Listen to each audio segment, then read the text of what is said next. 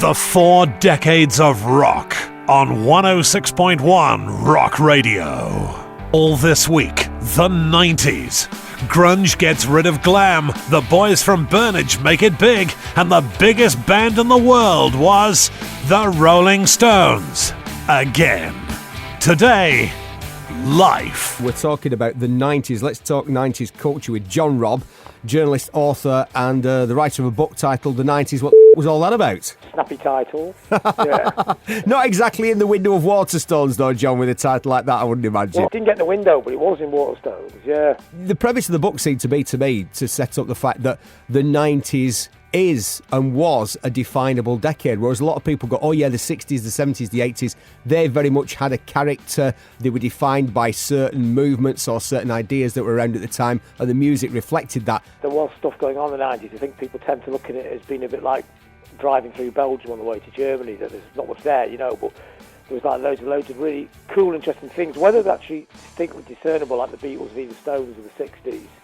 To me, it doesn't matter. In fact, it makes it better that it's not something you can sum up in two groups' careers, that there was so much stuff going on. And I think it's what we get now is the pop culture so fractured into loads of different little sub-scenes, which as a listener is far better. So you can listen to like loads of different stuff instead of waiting for one or two bands to bumble into something that's dead good.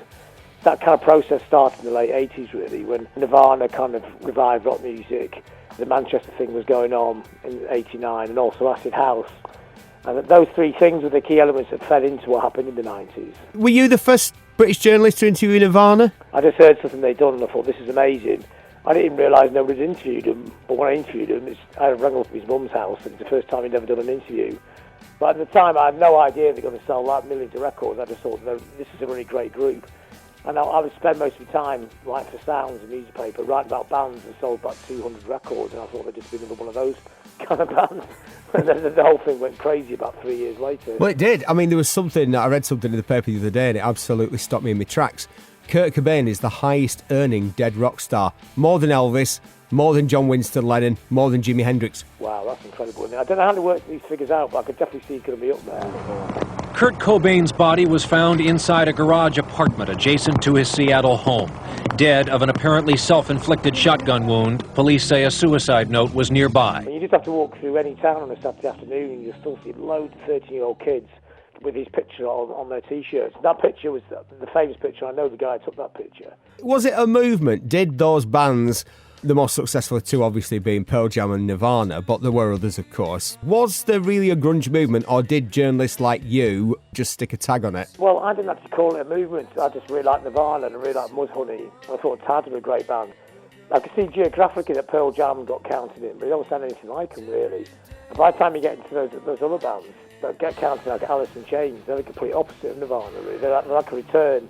They're kind of like the rock bands that were going before Nirvana with a tiny bit of so-called grunge mixed into it. I suppose it's kind of a look, one that everybody wore them checked shirts and had long hair. What about what was going on here? Again, I had just asked you if you were the first British journalist to interview Nirvana, and you've confirmed that you were. Are you the guy who first used the term Britpop? Yeah, I was. It's not like a particularly great expression for anything. I used it in 1987 for a review of the Lars and Stone Roses playing in Liverpool, in Sefton Park. We used to have this little festival there, Earthbeat Festival, I think it was called. And the Stone Roses were just supporting the Lars and that. This is before both bands, but I thought the Lars were going to get really big, and the Stone Roses would get big in their slipstream. And the Lars looked like the band was going to break through at the time. And the Sounds had just done this cover about the underground British punk scene and called it Britcore, as a joke on hardcore. So I just said, this is Britpop. Then it started getting used at a low level for a long time. And about 8 years later, it got dumped into a completely different scene.